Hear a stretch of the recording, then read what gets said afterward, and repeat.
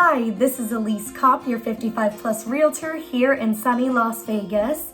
And before we jump along into the topic for today's video, I'd like to kindly ask you to leave a like on today's video if you enjoyed it. Also a comment, and if you could kindly subscribe to my videos. That way you're notified as they come available in the future, and it does help me in creating these videos for you. I would so greatly appreciate it. Also, if you do have any questions about our communities or would like to know more information, I'll include my phone number on the screen right here and also in the description box down below, so that you can reach me anytime at my cell phone, and I'd love to connect with you, learn a little bit more about where you're coming from, so that I can guide you and see if Las Vegas and one of our communities may be a good fit for you.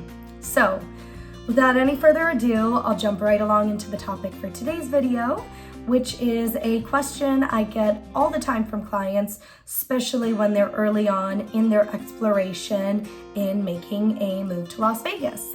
And the topic for today's video is, should I choose a large community or should I choose a smaller 55 plus community?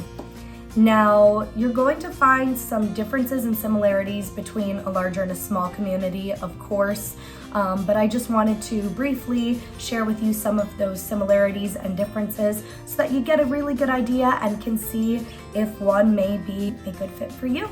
We'll jump right along into the differences between a larger 55 plus community and a smaller 55 plus community. And I will just state the obvious. One of the biggest differences you'll find are amenities.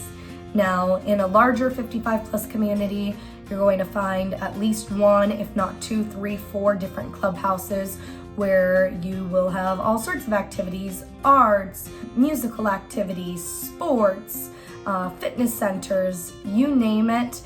Depending on the size of your community and the amenities they offer, you're going to typically be in a very active, robust environment where you'll have all sorts of activities at your fingertips. In a smaller community, you'll find that you'll at least have a pool and a spa, but beyond that, amenities may not be guaranteed.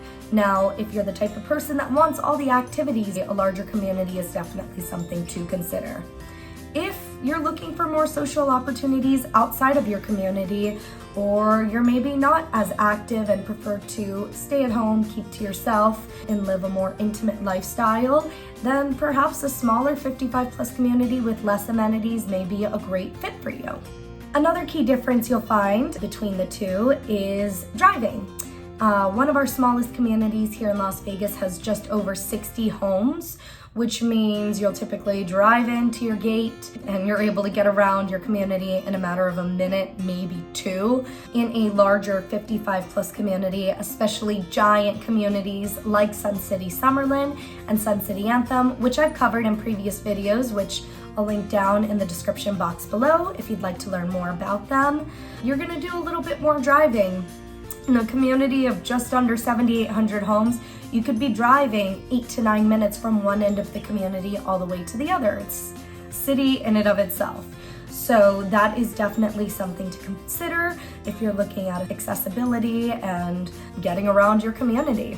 And the third difference that you'll find between a large 55 plus community and a small 55 plus community is the actual environment itself.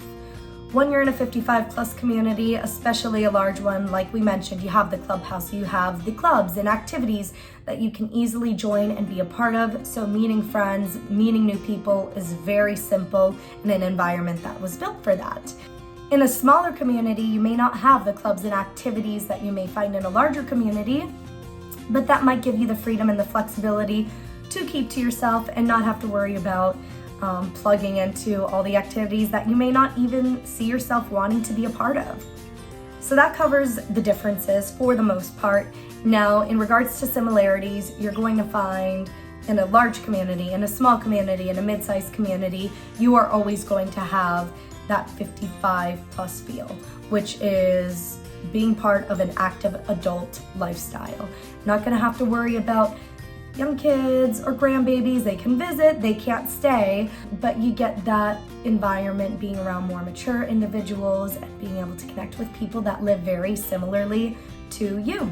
And another similarity, adding on to point I covered in the differences, is that in a 55 plus community, whether it's large or small, you will always at least have a pool and a spa, which is nice in knowing that you do get that resort-like feel that you may not necessarily find in a traditional community. So I hope this video was helpful and answered a few of your questions. Perhaps you see yourself gravitating towards a larger or smaller community. I would love to help you in that discovery process and actually get you in to see these communities in person to see what feels comfortable to you. So if you could kindly subscribe to my channel and comment down below any other questions you have or topics you'd like me to cover in future videos, I'd so appreciate your feedback, and I hope you have a wonderful day. Thank you so much for watching.